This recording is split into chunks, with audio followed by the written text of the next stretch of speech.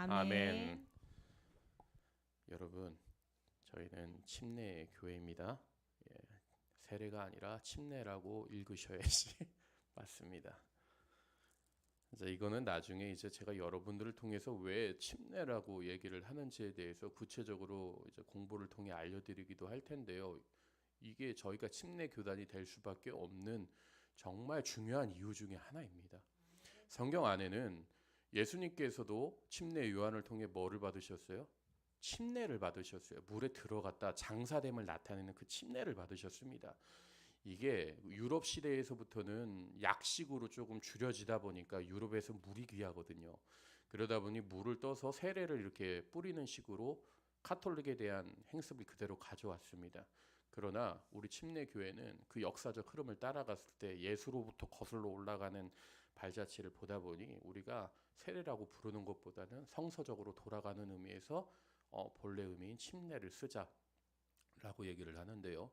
이 번역 과정에 있어서 어떤 식의 일이 있었냐면은 원래는 이제 성경 안에 이 침례라는 부분이 영어로 표기가 됐어요. baptism이라고 표기가 되어 있어요. 근데 이 baptism이 이제 우리나라로 오는 번역 과정에 있어서 가장 흡사한 게 어디에 있었느냐? 불교 의식 중에 세례라는 말이 있습니다. 근데 그게 가장 근접한 모습인 것 같으니 표기를 우리나라 말로 뭘로 하기 시작했느냐? 세례라고 표기를 하기 시작한 거예요. 근데 이제 본래적인 의미에는 물에 잠겼다가 장사됨을 나타내는 거기 때문에 표기로는 이제 순수한 우리말로 어떠한 말이 어울리냐? 침수 할 때 그 침자에 맞춰서 침례라고 이제 얘기를 하는 거고 우리 침례 교단에서는 그래서 이 부분을 고스란히 그대로 번역을 제대로 하자라고 해서 침례라는 부분으로 읽어 나가고 있는데요. 우리 또 원혜리 사모님께서 세례라고 읽으셨는데 좀 익숙한 부분이 장로교단에서는 사실 세례라고 읽어 나갑니다. 근데 뭐 의미는 어떤 의미로 사용하는지는 잘 모르겠습니다만 중요한 건 저희는 침례 교단이기 때문에 제가 이 부분을 찍는 거는 여러분들 다음에 이제 읽어 나가실 부분이 있다면 항상 이 부분은 염두에 두시고 읽어 나가야 됩니다. 자, 신년 주일부터 우리 참소망 교회는요 사도행전 강해를 새롭게 시작합니다. 그러니 여러분들께서도 시간이 나실 때마다 틈틈이 어디 읽으면 좋을까요? 사도행전을 강독해 가면서 의미를 계속 곱씹어보고 읽어나가면 은혜가 더욱더 갑절이 될 줄로 믿습니다. 자, 오늘 우리가 이 본문을 가지고 은혜를 나누고자 하는 제목은요 기다리라. 무엇을요? 성령을 기다리란데요. 제가 앞부분은 뺐어요. 왜냐하면 이제 제가 천천히 설명해 나갈 거거든요. 오늘부터 우리가 살피는 사도행전은 성경의 여러 책들 가운데서도요 가장 흥미진진한 이야기들을 담아내고 있습니다. 그도 그럴 것이 하나님의 백성들, 즉 택한 백성들이 여러 고난과 난간을 맞이하면서 계속해서 어떻게 하는 거예요? 복음의 역사를 이뤄가기 때문인데요. 고난과 역경 가운데 여전히 하나님의 복음을 위해 자신들의 인생을 전부 거는 그들을 보면요 정말 신기하고 놀랍기까지 합니다. 그런데 여러분들 사실 사도행전은 말이죠 사도들의 영웅담이나 극적인 드라마를 연출하는 것이 주 목적이 아닙니다. 사도행전은요 분명한 주제가 있어요. 이 주제를 모르면 사도행전은 그저 초대교회의 영웅담에 대한 그 수준의 이야기로만 전락하고 말 겁니다. 그래서 저는 사도행전을 집중적으로 강의하고 살피면서 되도록이면 이 주제를 놓치지 않으려고 노력할 것인데요. 그 주제가 바로 무엇이냐?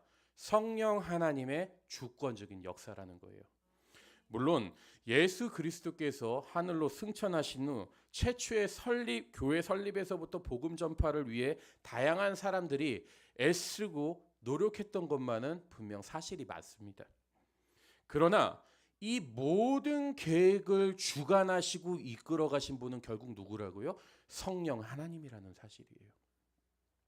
그래서일까요? 많은 신학자들은요 이 사도행전을 가리켜서 다른 말로 뭘로 표기하느냐 계속 강조하지만 성령 행전이다 라고 이렇게 이야기를 합니다.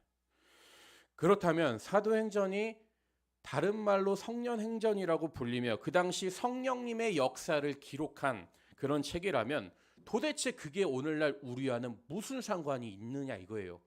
도대체 이게 오늘날 무슨 상관이 우리와 있을까요? 여기서 단순히 표면적으로 보면 사도행전은 기적도 많이 일어나고, 그리고 그 사도행전을 읽다 보면요, 우리의 상황과 당시의 상황이 너무나 많이 변했고 달랐다라는 것을 우리가 알 수 있습니다. 그리고 그런 다름에서 오는 것 때문에서인지는 몰라도 특별히 연결점을 찾아 나가기가 때론 힘들 수가 있을 거예요. 그러나 교회의 역사를 주관해 오신 하나님께서 온갖 다양한 세상의 문화와 거짓 세상의 종교 속에서도 자신이 택한 하나님의 백성들이 그 일을 이뤄간다라는 것과 또 그들과 같이 해주시는 하나님, 그리고 우리 역시도 그런 하나님께서 누구를 인도하신다고요? 오늘날 우리를 인도하고 계신다라는 그런 상황에서 본다면 사도행전에서는 어떻게 보면 오늘날 우리의 삶과 일맥상통한다라는 거예요. 이런 의미에서 보면요, 저는요 결국 사도행전이요 세상 문화 속에서 살아가는 오늘날 우리에게 거짓 종교와 다양한 종교가 많은 세상을 살아가는 오늘날 우리에게 많은 기광과 은혜를 줄 것이라 생각합니다. 이런 이해와 함께 이제 서론을 여러분들 이제 본격적으로 끝내보고 이제 사도행전 강의를 시작할 텐데요. 여러분들 오늘날 코로나19를 겪으면서 많은 교회들이 무너지고 교회가 다시 살아날 방법을 모색하며 하나 둘 내거는 슬로건이 뭔지 아십니까? 초대교회로 돌아가자. 초대교회 영성을 회복하자. 이렇게 말을 합니다. 쉽게 말해서요, 사도행전에 나오는 성도들의 모습, 즉 순수함, 열심, 사랑을 회복하자라는 그런 의미예요. 그런데 어떻게 이런 영성을 회복하냐라는 겁니다. 이해가 되셨습니까?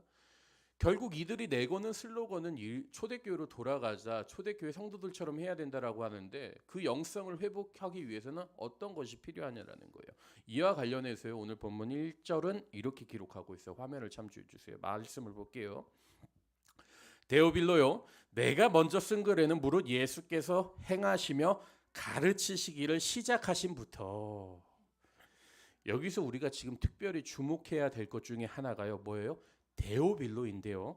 1절 서두에서 사람의 이름으로 기록한 것으로 보니 사도행전은 뭐를 따르고 있는 거예요? 지금 서신의 양식을 지금 따르고 있고요. 그리고 뒤에 이어서 내가 먼저 쓴 글에는 이라고 이렇게 기록한 것으로 보아 대충 이 서신을 쓴 사람이 또 다른 서신도 썼겠구나 라고 우리가 합리적인 추론을 할 수 있습니다. 그리고 대충 문맥상 보니 어떤 거예요? 쓴 사람이나 이 서신을 받은 사람이나 동일한 사람이겠구나라는 것을 우리가 지레짐작할 수 있다라는 거예요. 그렇다면 여러분들 데오빌로가 등장하며 서신의 양식을 갖춘 또 다른 책은 어떤 책일까요? 바로 여러분들 쉽게 앞에서 여러분들 아시겠지만 어떤 책이에요? 누가복음입니다. 이 누가복음에 데오빌로라는 이름이 언급되고 서신의 양식을 갖추고 있죠. 그래서 신학자들은요, 누가복음을 쓴 사람과 사도행전을 쓴 사람을 동일한 인물로 이해를 하고 있습니다. 잠시 말씀을 한번 찾아볼게요. 누가복음 1장 3절에서 4절 말씀이에요. 화면을 참조해 주세요. 그 모든 일을 근원부터 자세히 미루어 살핀 나도 뭐라고요? 데오빌로 카카에게 차례대로 써보내는 것이 좋은 줄 알았노니 이는 카카가 알고 있는 바를 더 확실하게 하려 함이로라. 이렇듯이 사도행전과 누가복음에 기록된 데오빌로라는 인물이 동일 인물이라는 것을 우리가 발견할 수 있습니다. 그렇다면 이 데오빌로라는 인물이 도대체 누구일까요? 먼저 누가복음에서 데오빌로는 카카라는 호칭을 지금 달고 있잖아요. 그죠? 카카라는 호칭을 달고 있는 것으로 보아 로마의 고위 관직이었다라는 것을 우리가 알 수 있습니다. 그리고 전에 내려오는 제가 책들을 찾아보니 전에 내려오는 그런 이야기들을 들어보니 한표로는 그 당시 로마 황제와 사촌지간이었다라는 그런 소리들이 전에 내려오고 있더라고요. 어쨌든 지금 누가가 누구에게요? 데오빌로에게 복음을 갓 듣기 시작한 그 데오빌로에게 누가복음을 쓰기 시작했던 거고요. 그 서신을 통해서 더욱더 예수님을 잘 알려주고자 이 서신을 썼다라는 거예요. 그런데 여기서 여러분들 우리가 반드시 주목해야 될 것이 하나 있습니다. 바로 어떤 거예요? 호칭에 대한 변화라는 거예요. 이게 뭐냐면요. 자 보세요. 누가복음 1장 3절에는 지금 뭐라고 기록하고 있어요? 데오빌로 카카라고 이렇게 부르고 있습니다. 그리고 사도행전 1장 1절을 보면요. 지금 뭐라고 하는 거예요? 카카라는 말을 빼고 지금 데오빌로요라고 이렇게 기록하고 있다라는 거예요. 여기에 아주 큰 의미가 담겨 있습니다. 사실 호칭은 말이죠. 어떤 사람에게 있어서 그 사람의 사회적 위치를 나타내거나 그 사람을 부를 때, 지칭해서 부를 때 사회적 관계의 형성을 나타낸 거를 지금 말씀해주고 있다라는 거예요. 그리고 우리가 세상을 살아가다 보면 여러분들 상대를 존중할 때 때로는 어떤 호칭을 써요? 그 사회에서 쓰는 호칭을 그대로 가져다가 쓴다라는 거예요. 그런데 복음이 들어가기 시작하고 하나님의 은혜로 묶이게 되면요, 여러분들 호칭이 바뀌게 된다라는 거예요. 즉 그리스도 안에서 한 형제가 된다라는 거예요. 사회적 관계가 신앙적 관계로 변화하면서 호칭이 바뀌게 되는 것이죠. 이게 바로 교회 안에서 말하는 복음의 역사이자 하나님의 일의 시작이라는 겁니다. 그리고 교회가 가지는 가장 큰 특징 중에 하나라는 거예요. 교회 밖은요, 사회적 위치에 따라서 그 사람을 판단하고 구분하고 계급을 나누면서 호칭을 부릅니다. 그리고 그 계급에 따라서 사람이 구분되어지는데요. 교회 안은요, 어떻게 되는 거예요? 신앙적 관계로 묶이게 되면서 모든 계급의 제도가 허물어진다라는 거예요. 단편적인 예지만 제가 예전에 전도사 시절 때 한 10년 전이죠. 전임 전도사 시절을 이제 큰 대형 교회에서도 3,000명 있는 데서 사역을 한 적이 있고, 이제 조금 작은 교회에서 이제 사역을 한 적이 있지만, 뭐 다양한 사람들을 만납니다. 변호사, 변리사, 의사, 막 다양한 사람들을 만나요. 근데 우리 그 교회에는 항상 어떤 사람들도 있어요. 폐지를 줍는 사람들이 있어요. 근데 그 안에서 교회 안에서 어떻게 되는 거예요? 호칭이 다 그냥 통일이 되는 거예요. 그리고 오늘날 현 이 시간에 대해서 또 얘기를 하자면은 홍 집사님이랑 저랑 이제 묶인 관계가, 사실 제가 사회적 호칭을 불러드리죠. 뭐라고 불러드렸겠어요? 우리 교회 오시기 직전에는 인테리어를 우리 집을 갖춰주셨으니 제가 사장님이라는 호칭을 불러드리는 거예요. 사회적 관계 안에서는. 근데 교회 안에서 한 형제가 되고 하니까 목사님이 되고 집사님이 되는 호칭이 바뀌게 된다라는 거예요. 즉 교회 안에서는 이런 특별한 일들이 일어나는 겁니다. 그게 교회의 특징이라는 거예요. 다시 본문으로 돌아와서 계속해서 말씀을 볼게요. 사도행전 1장 2절에서부터 3절이에요. 화면을 한번 참조해 주세요. 그가 택하신 사도들에게 성령으로 명하시고 승천하신 날까지의 일을 기록하였노라. 그가 고난 받으신 후에 또한 그들에게 확실한 많은 증거로 친히 살아계심을 나타내서 40일 동안 그들에게 보이시며 뭐라고요? 하나님 나라의 일을 말씀하시니라. 지금 뭐를 말하고 있다고요? 하나님 나라의 일이라는 거예요. 여기서 우리가 지금 주목해야 되는 것 중에 하나가 하나님 나라에 관한 일인데요. 이게 바로 사도행전에 쓰인 진짜 주 목적이라는 겁니다. 당시 제자들은요, 예수님께서 말씀하신 하나님 나라의 일을 듣고 뭐가 된 거예요? 증인이 되었고 그 증인된 일을 복음을 드러내면서 전파하기 시작했다는 거예요. 그리고 그 복음이 오늘날 이뤄서 누구에게도 이르게 된 거라고요? 하나님 나라의 일이 오늘날 우리에게도 이루게 됐다라는 거예요. 우리가 그 복음을 듣고 우리가 변화된 것이죠. 그러니 계속 입을 통해서 전해지고 그 복음의 소리를 들었으니 우리도 결국엔 누구에게 그 복음의 소식을 들은 거예요? 예수님에게 듣게 됐다라는 거예요. 거슬러 올라가다 보면은 예수님이 제자들을 통해서 전파한 거고 제자들이 또 다음 사람들에게 전파하고 계속 전파된 것들이 오늘날 우리에게 이르렀다면 우리 역시도 결국엔 그 복음을 들은 사람이 누구라는 거예요? 예수님께 들었다라는 겁니다. 그러니 우리 역시도 그 하나님 나라의 일을 예수님께 들었다면 우리는 이제 어떻게 살아가야 되겠습니까? 우리 역시도 하나님 나라의 일을 전파해야 되는 것이고 우리 역시도 하나님의 동역자로 부름을 받았으니 하나님의 동역자로서 마땅히 그 복음을 전해야 된다라는 거예요. 그런데 하나님의 동역자로 우리가 부름을 받은 것과 관련해서 우리가 마땅히 해야 하는 일이 있어요. 우리가 지금 부름 받았잖아요. 마땅히 해야 되는 일이 있어요. 그게 무엇이냐? 본문 4절의 말씀에 한번 볼게요. 사도와 함께 모이사 그들에게 분부하여 이르시되 뭐라고요? 예루살렘은 떠나지 말고 내게서 들은 바 아버지께서 약속하신 것을 기다리라. 뭐라고요? 기다리라는 거예요. 하나님의 일을 시작하기 앞서 너네는 반드시 기다리라는 거예요. 그럼 도대체 지금 예수님은 제자들에게 3절에서 하나님의 나라에 대한 일을 말씀하시면서 제자들에게 지금 뭐라고 하는 거예요? 기다리라고 말씀하시는데 도대체 이게 무엇이냐? 이와 비슷한 말씀이 또 누가복음에 한번 보면 나오거든요. 누가복음 24장 49절을 한번 또 볼게요. 화면을 잠줘 주세요. 볼지어다 내가 내 아버지께서 약속하신 것을 너희에게 보내리니 너희는 위로부터 능력으로 입혀질 때까지 이 성에 뭐라고요? 머물라 하시니라. 머물라는 거예요. 즉 기다리라, 머물라. 그렇다면 여기서 궁금하신 것이 또 이어지는 거예요. 사도행전에서 예수님께서는 하나님께서 약속하신 것을 기다리라 하시고 누가복음에서는 지금 뭐라 하는 거예요? 위로부터 어떠한 능력이 입혀질 때까지 이 성에 머물라고 하셨는데 이 머물라고 하면서 받으라고 하는 것은 도대체 무엇이며 어떤 것을 우리가 기다려야 하는 걸까요? 여러분들 어렵지 않아요. 뭐예요? 성령의 역사라는 거예요.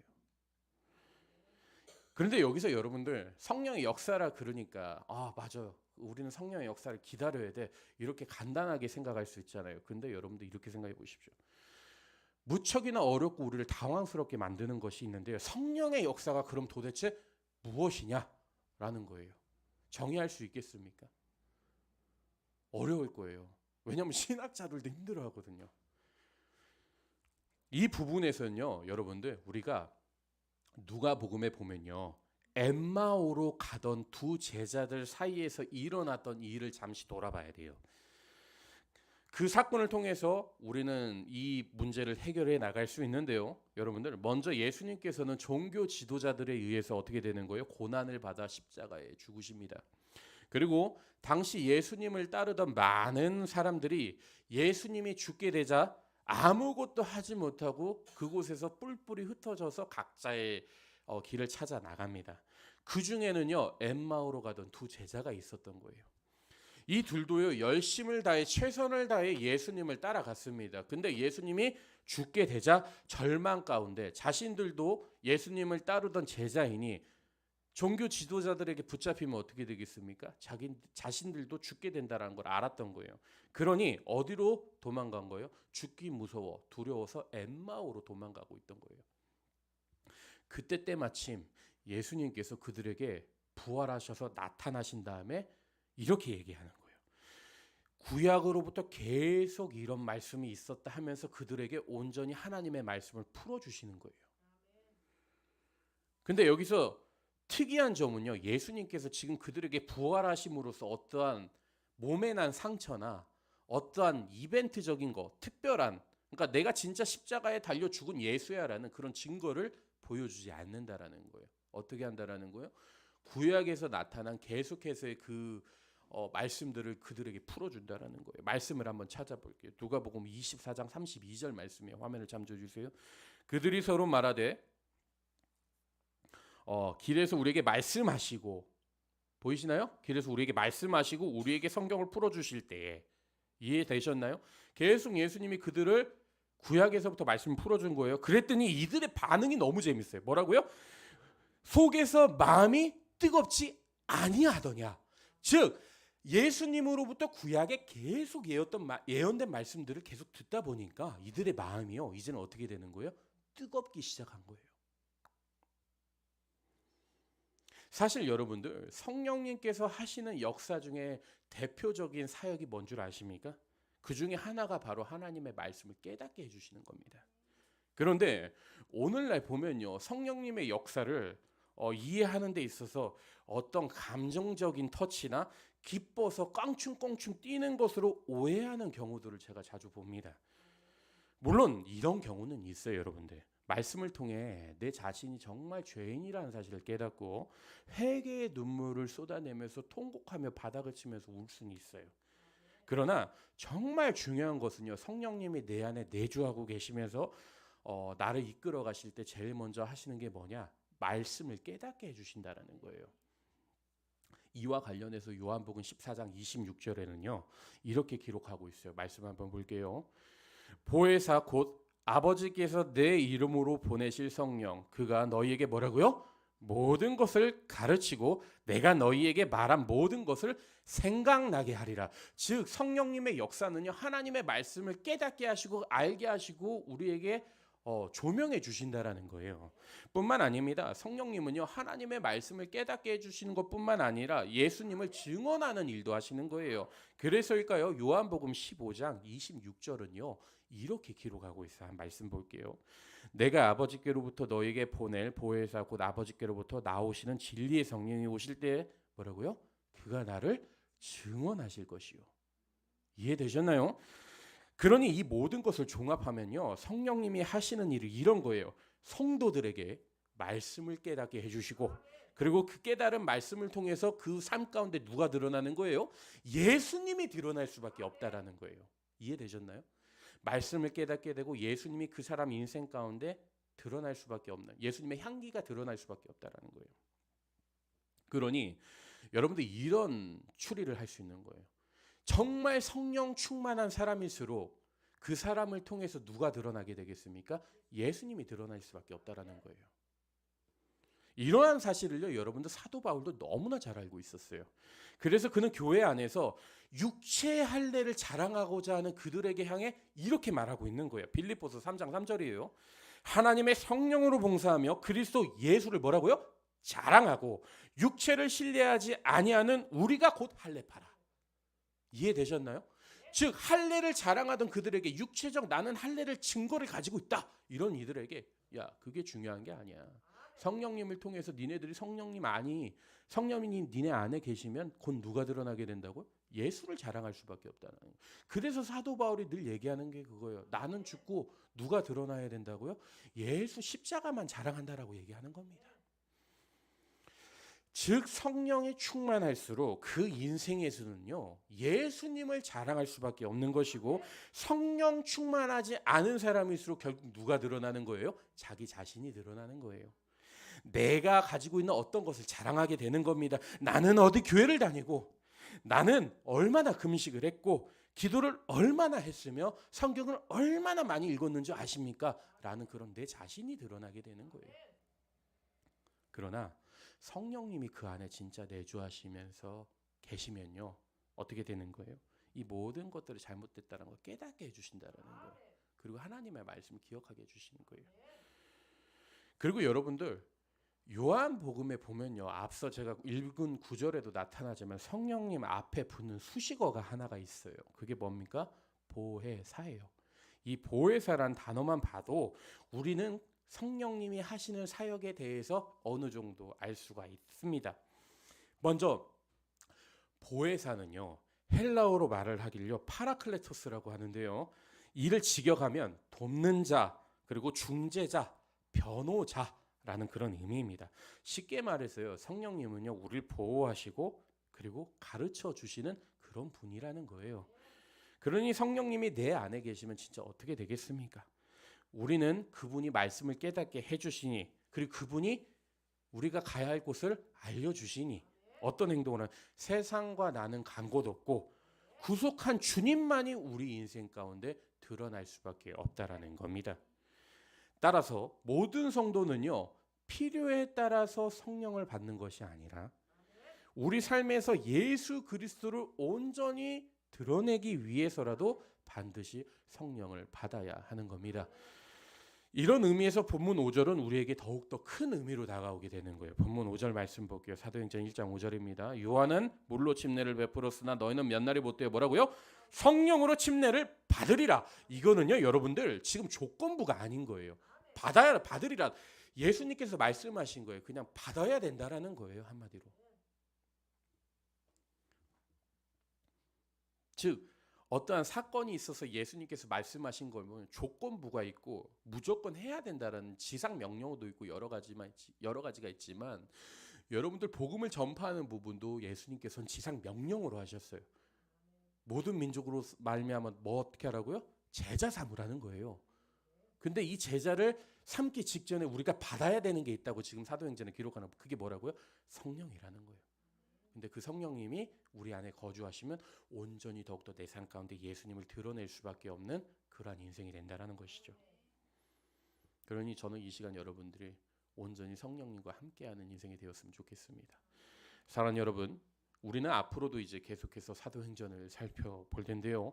사도행전을 살피면서 꼭 기억해야 되는 질문 3가지가 있습니다. 먼저는 복음이란 무엇인가예요.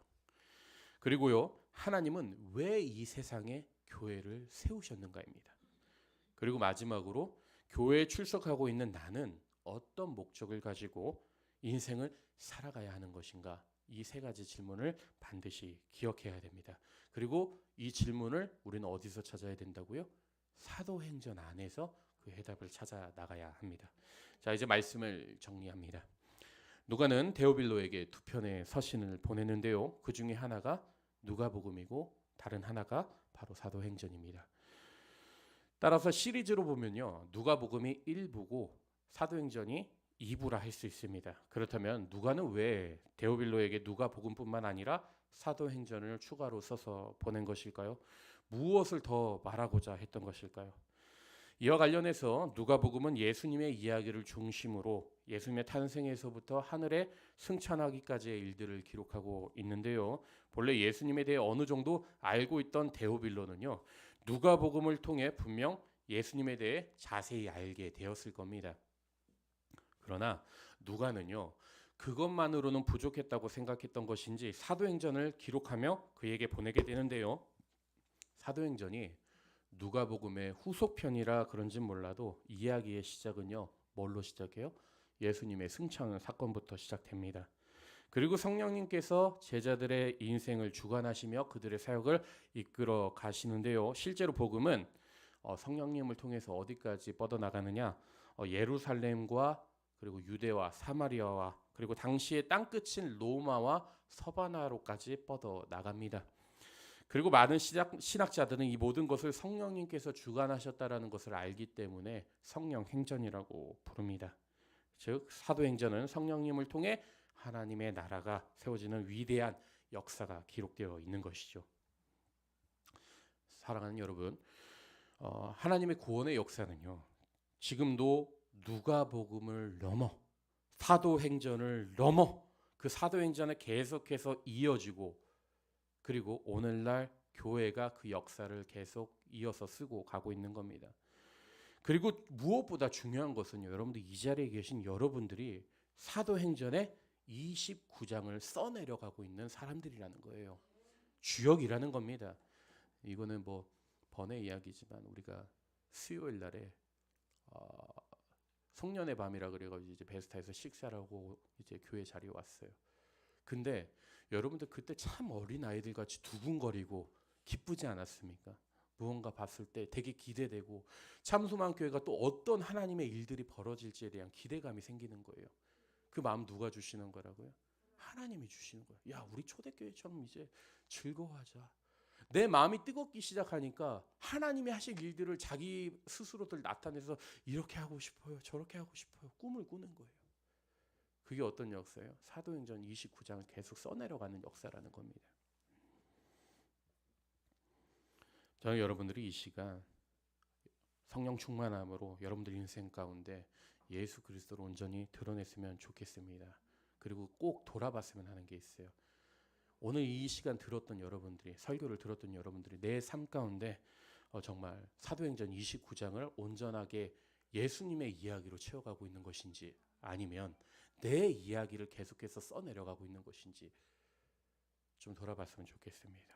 이러한 부분을 잘 기억하시고, 만약 내 안에 왜곡되고 그리고 영적인 시각들이 좀 다르게 가고 있었다면 매 순간 역사하시는 성령님과 함께 그리고 매주 진행되는 사도행전 강해를 통해 영적인 눈들이, 영적인 시각들이 점점 교정되고 회복되어서 정말 복음의 역동성을, 살아있는 복음을 계속해서 경험할 수 있는 여러분들 되실 수 있기를 이 시간 간절히 축원합니다. 우리 이 시간 다 같이 함께 목회 기도했으면 좋겠습니다.